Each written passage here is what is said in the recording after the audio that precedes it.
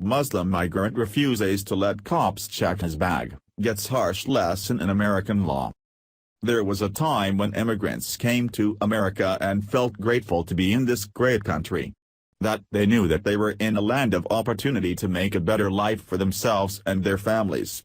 These immigrants happily assimilated to American culture and language without batting an eye.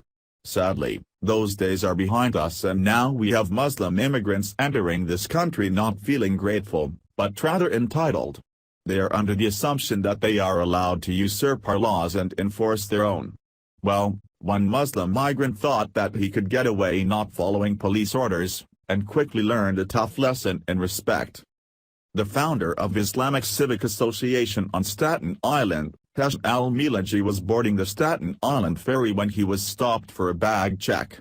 Instead of al-Milaji simply obeying the random bag check, this entitled Muslim decided to throw one hell of a temper tantrum. Al-Milaji was eventually arrested for this absurd outburst, but then had the audacity to claim that he was singled out because he was a Muslim. Of course, this makes absolutely no sense considering the political climate we are in today.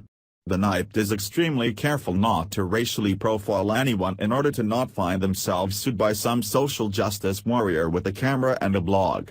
The reason that al-Milaji was checked was a security checkpoint, and that is all. Al-Milaji is just trying to make it impossible for Muslims to be stopped so that jihadists can carry out mass murder unchecked.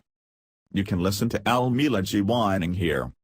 According to Staten Island Advance, a religious and political activist on Staten Island claims he was placed in handcuffs, frisked and issued 2 summonses by NIPT officers based on the way he looks.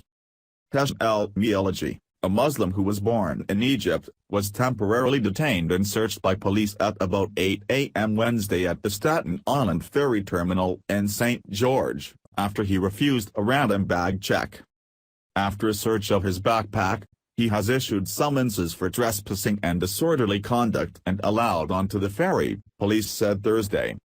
Al-Milaji, the founder of the Islamic Civic Association on Staten Island and chairman of the Staten Island Libertarian Party, said he believes the bag check wasn't so random.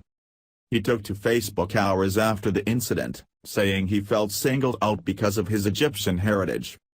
I have no doubt that many people are in fact stopped randomly, but the manner this was done in my particular case made it feel different, said al-Milaji.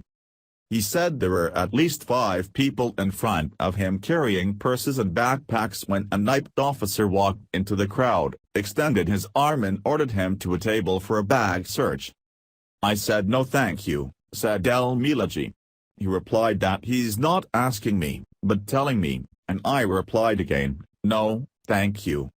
A spokeswoman for the NIPT said there are no set guidelines as to which passengers are selected, such as every 5th or 10th person.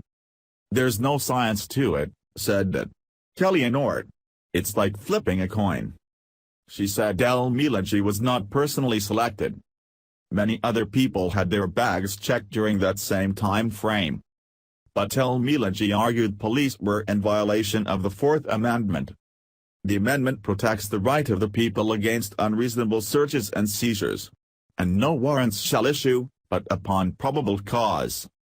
NIPT policy states a passenger is not required to hand over their bag, however, they would have to find an alternate form of transportation. A policy that al-Milaji said also is a rights violation. It is an infringement of my right to travel freely without molestation and due process of the law. Random searches of bags in the New York City subways, commuter railways and on buses were first enacted in 2005, under Mayor Michael Bloomberg, as officials expressed alarm about the latest bomb incidents in the London transit system, according to a New York Times report. Oh, for crying out loud, is this guy for real? This random check was not an infringement on his rights but a part of living in a world post 9/11. This is what is to be expected considering that Muslim terrorists were, in fact, responsible for killing 3,000 Americans in the name of Allah. Also, this had nothing to do with al-Milaji's race, and the NIPT called him out and his faux rage. The NIPT noted that many other people had their bags checked during that same time frame, including whites, blacks, and Hispanics. After all the terrorist attacks we have seen happen around the world recently, having a random bag check is really not that big of a deal. And, if he does not like that, then he can go back to the Middle East where he belongs and leave the rest of us alone. Thanks for watching. Please subscribe Breaking News 365 channel. Goodbye and see you again.